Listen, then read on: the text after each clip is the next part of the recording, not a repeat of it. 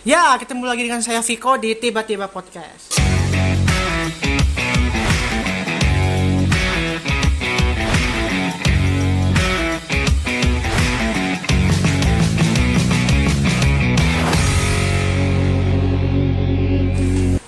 Kali ini saya udah berkumpul sama teman-teman saya sekalian gitu ya.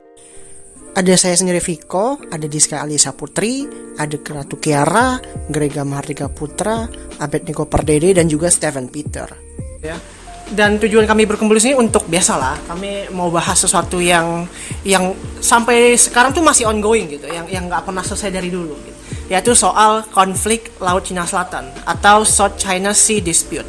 Ada yang nyebut dispute, ada yang nyebut konflik gitu ya. Tapi untuk konflik kali ini itu diawali oleh dispute. Dispute itu kayak yang kita tahu ya, dispute itu melahirkan konflik. Tapi konflik itu belum tentu dilahirkan oleh dispute gitu. Betul. Nah, kali ini berhubungan dengan soal Laut Cina Selatan gitu ya, yang sampai saat ini belum selesai.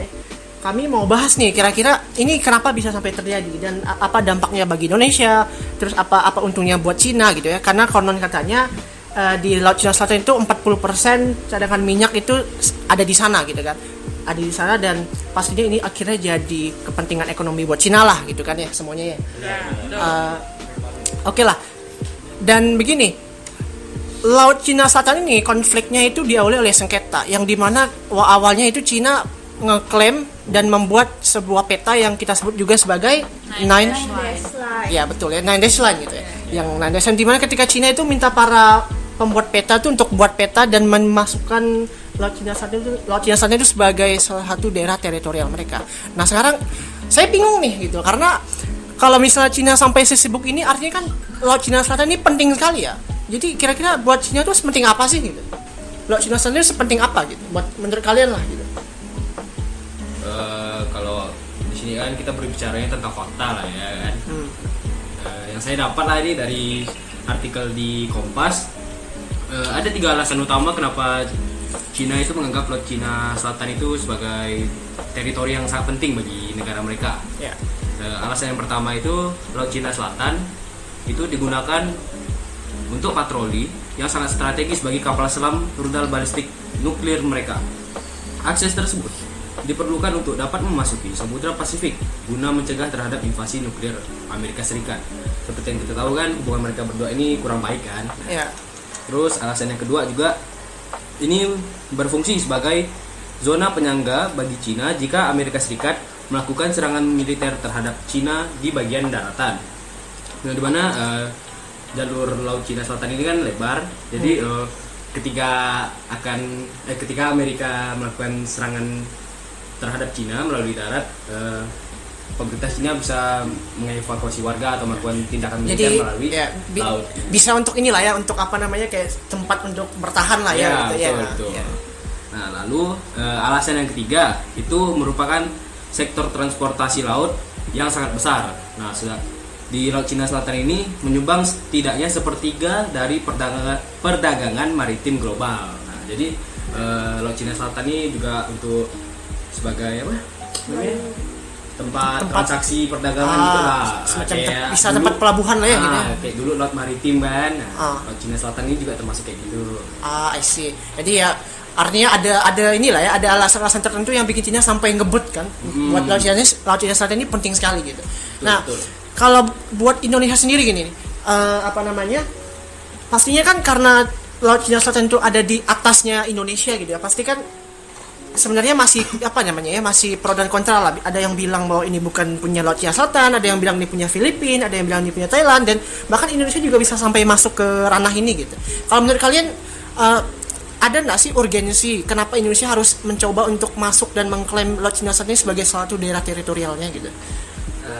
Sebenarnya karena yang seperti yang kita tahu ya, Indonesia ini adalah salah satu negara, bahkan negara terbesar yang ada di ASEAN. Karenanya Indonesia paling tidak punya tanggung jawab secara moral untuk menjaga stabilitas keamanan di daerah tersebut.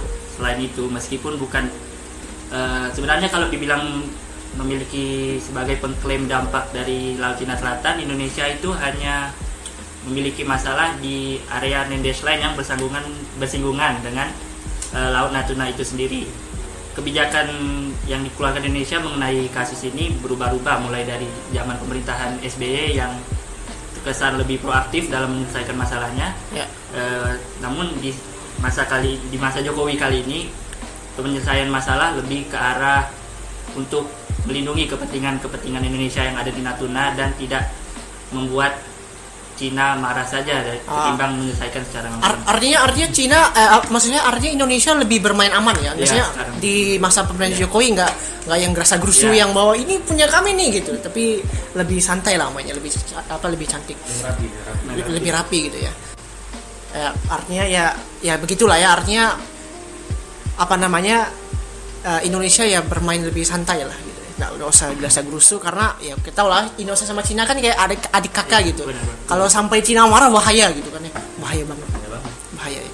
Nah, tapi kalau ngomongin soal dasar hukum internasional bagaimana sih gitu? Karena waktu itu kalau nggak salah, walaupun Cina ngeklaimnya 9 dash line gitu ya, ada kayak misalnya di UNCLOS yang tidak menyetujui bahwa Laut Cina Selatan ini sebagai salah satu daerah teritorialnya gitu ya.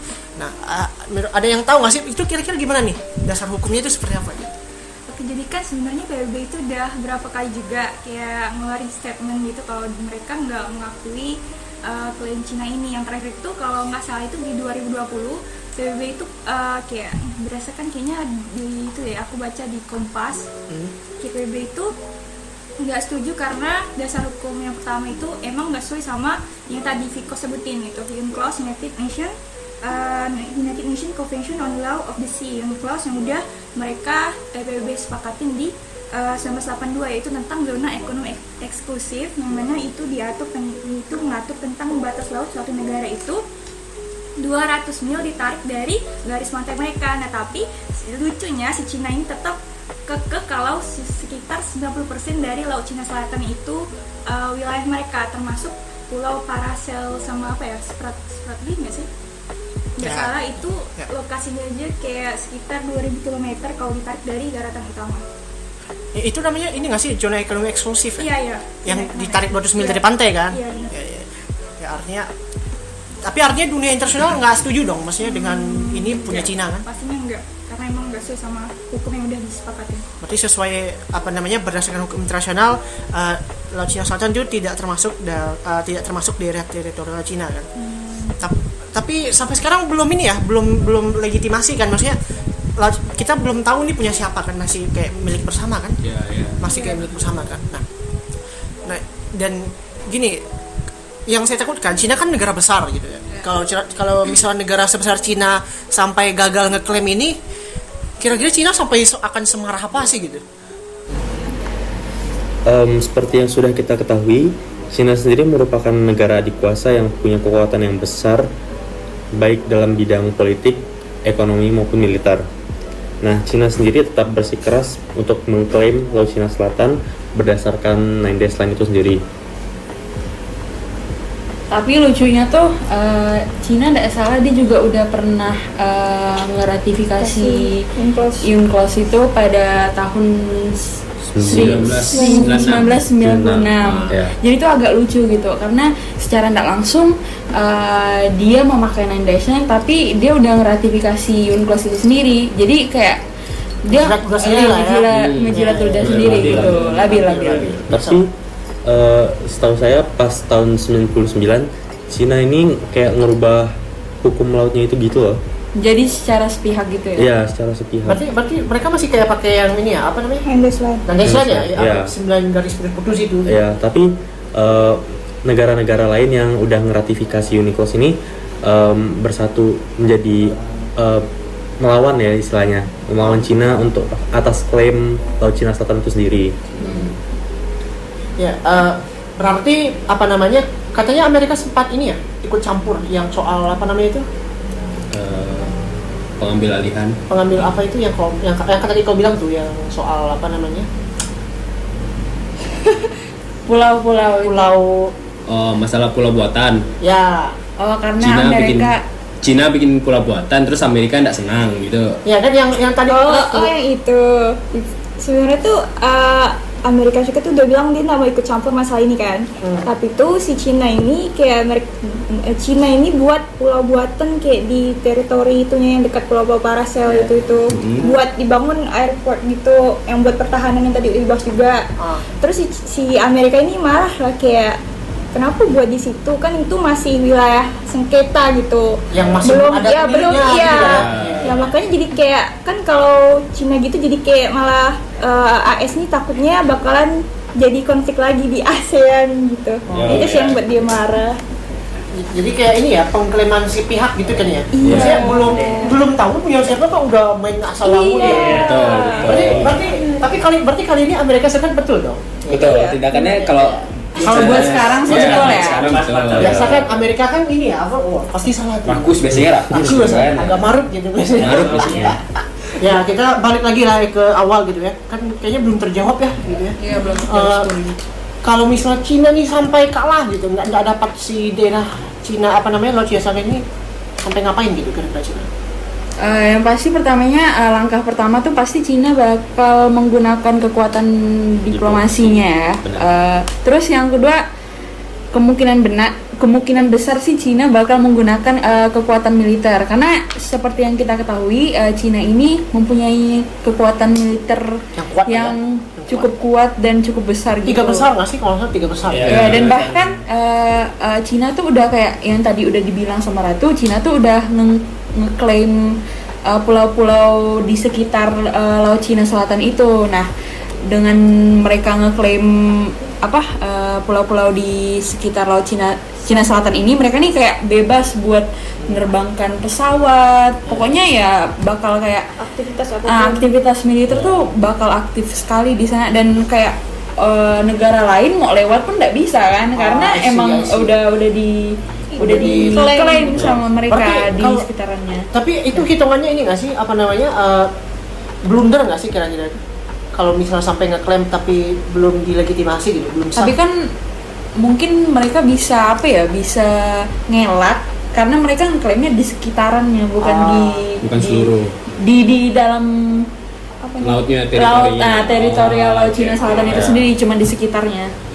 Nah mungkin Tapi emang yang diklaim 90% nggak sih? 90? Iya. Berarti hampir semua Iya, hampir semua ya? Hampir semua ya. mungkin gara-gara itu kali ya yang menjadi makanya Amerika marah, iya kan? Iya. Karena gara-gara diklaim 90% sampai apa namanya ganggu negara lain lah gitu, yang padahal belum pasti punya mereka gitu. Nah, gara-gara Cina yang ngeklaim 90% gitu ya, tapi kan buat apa namanya sampai buat Amerika marah gitu ya. Kira-kira kalau misalnya begini terus gitu ya, bisa nggak bikin sampai perang gitu? Karena kan kalian bilang tadi kan kayaknya enggak ya, tapi menurut kalian lah spekulasi gitu, bisa sampai perang nggak? Agak berat ya. Mana ya bilangnya ya? Kalau dibilang akan terjadi perang sih mungkin untuk jangka waktu sekarang ya, setahun, 2 tahun, mungkin bisa jadi sampai 5 tahun ke depan tuh tidak bakal ada terjadinya perang terbuka ya di Laut Cina Selatan. Ya, gitu. kenapa? Nah, alasannya itu saya baca dari beberapa laman berita ya, menurut pengamat ya di sini ya. Nah, saya berlandaskan atas pengamat. Ya. Saya tidak berani bicara sembarangan soalnya. Ya. Nah, Karena pun kita di sini masih sama-sama belajar ya. Benar. Jadi di sini pengamat militer dan pertahanan kita yaitu Ibu Koni Rahakundini Bakri.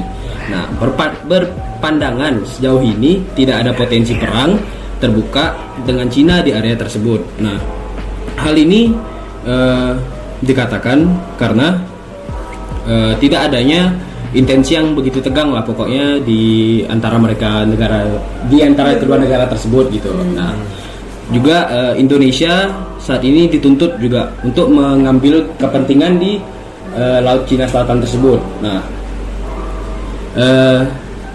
langkah yang diambil oleh Indonesia itu karena untuk sebagai penengah gitu. Kalau misalnya bakal terjadinya perang, karena Laut Cina Selatan ini kan berhubung dengan Selat Malaka ya. Nah, itu kan dua-duanya sebagai transportasi jalur perdagangan internasional gitu. Nah, jadi kalau suatu saat bakal terjadi perang di Laut Cina Selatan, nah itu akan merusak jalur juga di Selat Malaka. Ekosistem juga rusak gitu Ya, kan. betul. Semuanya rugi, percuma. Sumber daya alam pada hilang, kena bom atau sebagai Dan- ya lainnya gitu lah Dan pokoknya. kita pun belum tentu masih ada. Ya betul. Kalau kena bom kan semua Pokoknya itu sih. ya. Berarti ini ya, untuk saat ini belum lah ya perang. Belum. Dan kita doakan supaya tidak Dan sampai lagian pun perang. kayaknya ekonomi global nih masih Ya, belum stabil. Jadi kayak mau perang itu ngapain gitu. Itu Tapi betul. Ya, ngabisin duit lah ya. Iya, ngabisin Ngapain. duit. Kayak, apalagi Cina kan walaupun mereka punya banyak uang nggak sebodoh itu lah kayaknya Iya. sampai perang-perang hanya Nggak segampang itulah. ya walaupun memang ya sumber daya besar tapi kalau sampai perang ya habis juga percuma. Betul. Dan kita doakan bersama supaya tidak sampai Mungkin sampai di sini aja lah ya podcast kita kali ini. Mohon maaf jika ada salah-salah kata. Saya ucapkan terima kasih yang sudah meluangkan waktunya untuk dengar podcast kami kali ini. Semoga bermanfaat. Kami pamit undur diri. Saya Viko. saya Diska Alisha Putri. Saya Steven Peter. Saya Grega. Saya Abednego Pardede. Saya Ratu Kiara. Tiba-tiba podcast. Bye. Bye.